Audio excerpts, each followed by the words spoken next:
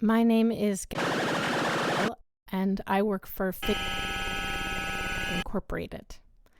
They purchased the trial version of ClearVoice to address some workflow issues, and I thought it sounded interesting. So I volunteered.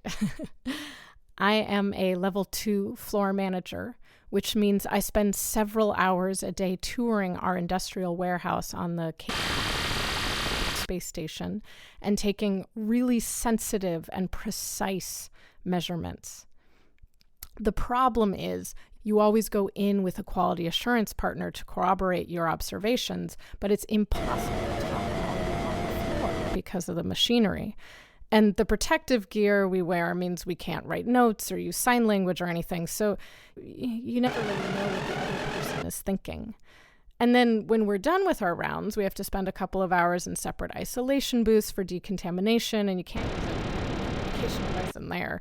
And then after we leave the facilities, we're supposed to file a joint report. But my quality assurance partner, Paul, is based out of a station with a different time zone and day length. So it's basically impossible to collaborate. And we always end up just working on it separately.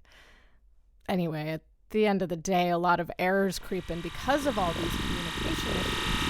So ClearVoice seems like a great solution. Step 2. Psychosomatic preparation. Okay, now we're going to try something a little more complex. When you hear the tone, think your self-identity code. A self-identity code is something you can use to confirm your own identity to yourself. For instance, say you traveled back in time and met yourself and only had 3 seconds to telepathically communicate something that would let this other self know for sure that it was you and not a skilled impersonator or a hologram or simply insanity.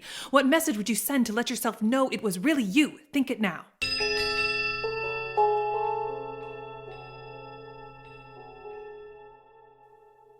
Did you think it? Once you begin to receive intracranial messages, contemplating this phrase offers a way to confirm, are you still present in your own mind? This will alleviate the wild disorientation and potentially debilitating pleasure you may experience at hearing someone else's voice in your head. Let me reassure you, there's no need for any concern. Your post-procedure state will certainly be an improvement to the human default of crippling isolation. Once you're able to commune with others in this new way, you will no longer be tormented by the distrust, paranoia, and loneliness that so often impede our business and personal relationships. If you feel any lingering hesitation before we begin the process, repeat to yourself, you are isolated. You are alienated. You are utterly alone. Wouldn't you like to change that? When I heard that Gelsey was signing up, I thought it made sense for me to do it too, since, I'm her quality assurance partner and Incorporated needed a pair of volunteers. We've been working together for about, 10 months, but I've never actually talked to her. I mean, our company picnics are literally in different orbits, so it's not like we have much opportunity to hang out. Actually, I think I've only ever seen her out of the hazmat suit once. It was a few weeks ago. I was checking the launch bay safety cam to make sure no one was in there before I depressurized it.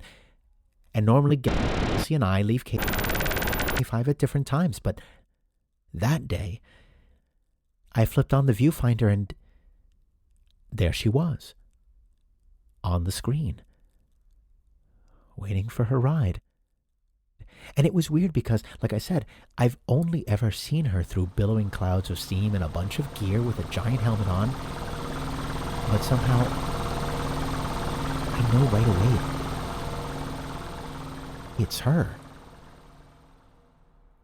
And she kind of pauses and turns to look at the camera. It's a two-way feed. And I can tell that she knows it's me too. And she kind of half smiles. And I wave. Then her launch sequence completed and she got into her pod and left. You work with someone long enough, you sort of come to know them, even if you've never actually spoken to them, I guess.